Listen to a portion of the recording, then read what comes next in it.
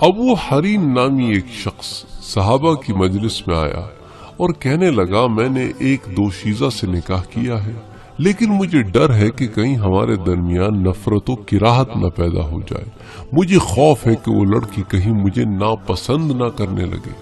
حضرت عبداللہ بن مسعود نے فرمایا خبردار، الفت اللہ کی جانب سے ہے اور کراہت شیطان کی طرف سے۔ تم شیطانی وسوسوں سے دور رہو اور اللہ کی ذات سے امید رکھو، یعنی دولہا دلہن میں محبت و مودت پیدا کرنے والا اللہ ہے، اور شیطان کی یہ تمنا ہوتی ہے کہ اس حسین و محبوب جوڑے کے درمیان نفرت اور کراہت کی دیوار کھڑی کر دی جائے، لہذا تم شیطان کے وسوسوں پر دھیان نہ دو۔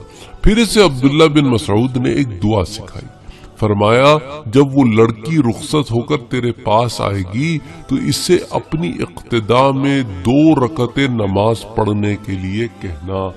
تو 2 رکعتیں نماز پڑھنے کی کیفیت کیا ہوگی کہ دیکھیں عورت اور مرد ساتھ کھڑے رہ کے کوئی بھی نماز نہیں پڑھ سکتے، چاہے نفلی ہی کیوں نہ ہو۔ تو آگے مرد کھڑا ہوگا اور پیچھے عورت کھڑی ہوگی، اس لیے کیا کہا، تو اپنی اقتداء میں، یعنی تو امام بن، وہ پیچھے کھڑی رہے گی، 2 رکعت نماز پڑھ۔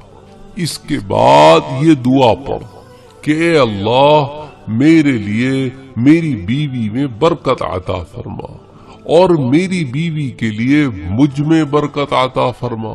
اے اللہ جب تک تو ہمیں اکٹھا رکھے خیر و برکت کے ساتھ اکٹھا رکھ، اور جب ہم میں جدائی ہو تو اس وقت بھی تو ہمیں خیر و بھلائی کے ساتھ جدا کر۔ تو اس واقعے کو امام طبرانی نے روایت کیا ہے، پھر اس کے علاوہ اس کو ابن ابی شیبہ نے، عبد الرزاق نے، کئی کتب حدیث میں یہ واقعہ آتا ہے۔